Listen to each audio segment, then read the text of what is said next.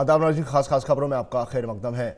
आसाम समेत शुमाल मशरक़ी रियासतों के लिए आज तारीख़ी दिन है। गुवाहाटी में आज GMC ऑडिटोरियम में national democratic front of Bodoland के तमाम ग्रुपों के साथ कैडर्स ने असलहे के साथ खुद सुपुर्दगी की।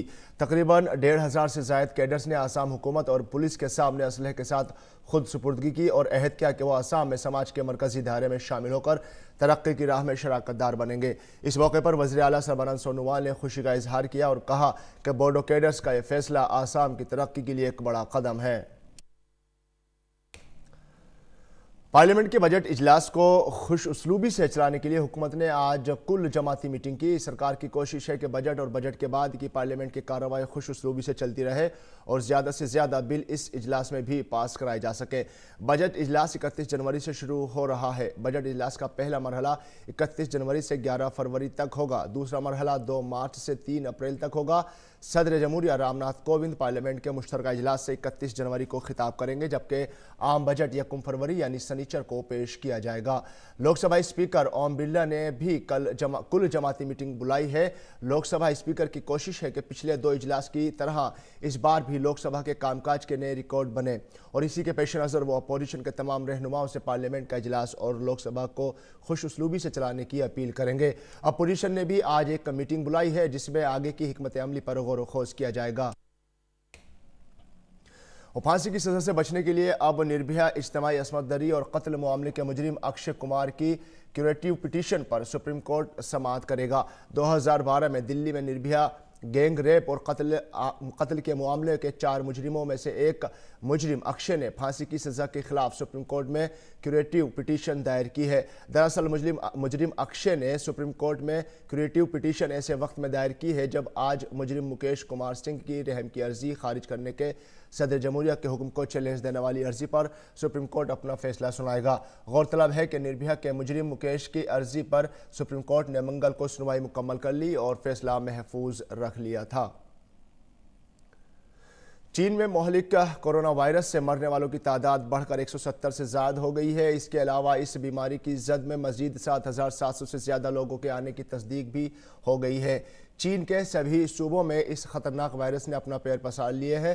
कोरोना वायरस के कम अज़ कम 75 गैर मुल्की मामले भी सामने आए हैं।